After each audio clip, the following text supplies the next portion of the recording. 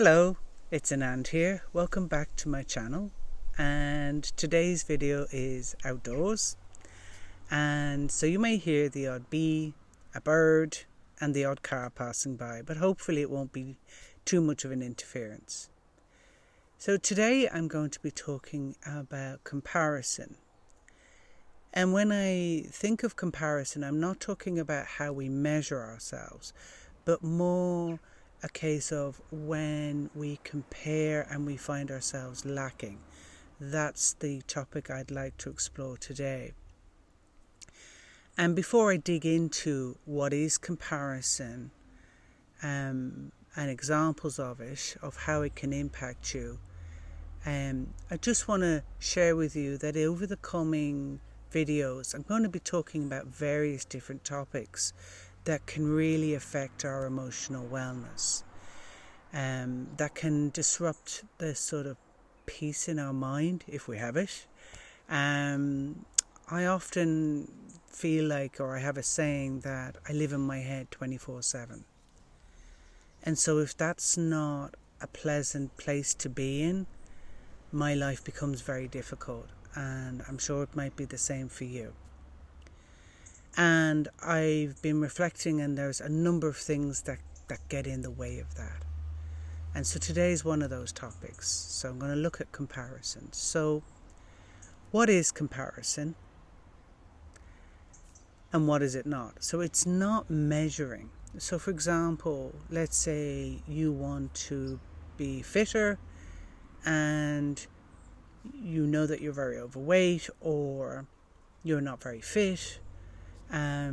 Or let's say you want to improve on a particular sport and you're at beginner level, and so you're going to practice and you're going to measure your performance against each week or each month or each, and the same with maybe creating a goal. So that's not comparison, or how I see comparison. For me, comparison is, we hear like compare and contrast, or how do I rank myself, whether it's physically, socially, spiritually. We are all comparing and contrasting ourselves against others.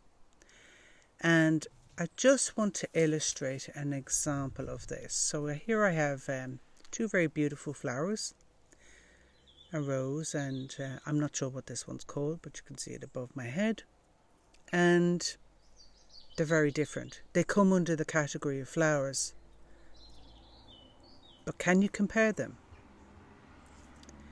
And even if you look at this particular flower and the one above my head, they're not exactly the same. Now, are these two flowers neurotic about the fact that the rose is not like this flower and this flower is not like the rose? Well, thankfully, no. They don't have a consciousness, so they're not able to compare themselves. They just are flowers. They're indifferent. They are what they are.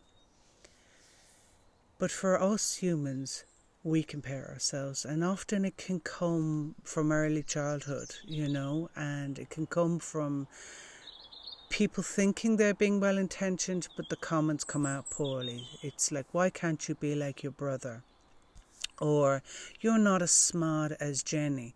Or, in school, it's like, your writing needs to be neater like Mary. Or, it just goes on all the time. And then when we hit teenage years, it's a disaster zone, because everyone's comparing each other. You're not wearing the right kind of clothes.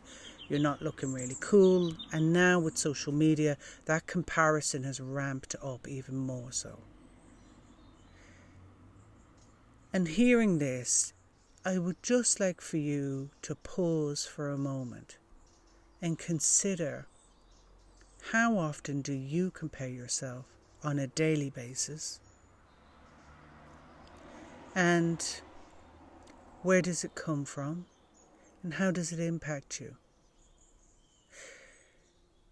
When you start to see how much comparison there is and what it does to you, it can often prevent us from A, liking ourselves, B, caring for ourselves, and see it can really lead to some very dark places. I mean, a few examples, for example, some people will get plastic surgery because they can't stand the face that they have and they want to compare it with another face and they want to get that face. Or recently I was in the south of France and happened to be in Monaco. Very beautiful, a lot of the super rich, all these big super yachts. And what really struck me was some were a certain size, but there was one that was much bigger than the rest of the super yachts. And as I looked at the super yacht, I kind of went, are they satisfied? Are they happy? You know, they've got the biggest super yacht, at least in that harbour in Monaco. Or are they worried about who else will build a bigger, snazzier super yacht than them? So the thing about comparison is it's endless. Your comparison could be small or it could be really big. And it doesn't matter, it doesn't discriminate whether you're super rich or poor. Comparison will still attack. And I often refer to it as a comparison monster. And my own experience of comparison, it is something I have struggled with, and when I get stressed, it still rears its head with me. And mine has been around my physical form. So when I was a teenager, I was shamed for being fat. And yeah, this was in the 80s. Fat shaming still happened then, and in a different context. So over the years, even though when I dropped a lot of weight, I still felt fat inside. And even when I lost weight, I worried about, will it come back again? Will I always keep the weight off? And I never felt slim. I still felt fat.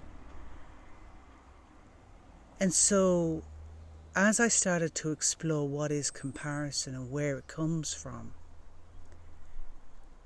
my relationship with it changed. And I'd like to share 3 tips with you today that I found very helpful. Maybe you might find them helpful too. So the first step is to see the comparison, to actually acknowledge that it's there. So you might want to ask yourself, the first question is, do I have comparison? Do I suffer from it?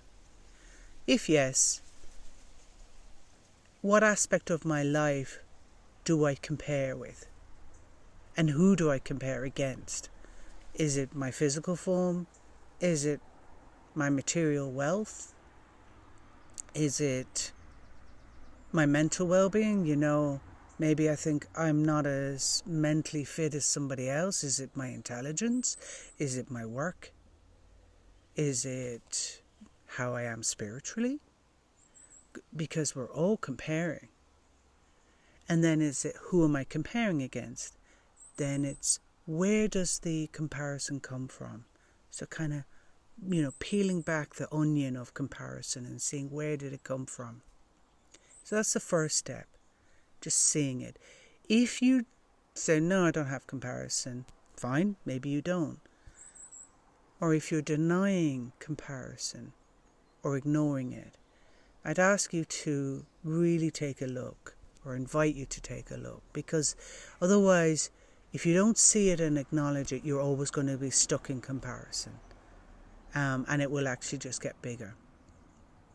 Once you see it and you say, okay, I have comparison and it affects my life here, the next step is to have a dialogue with it.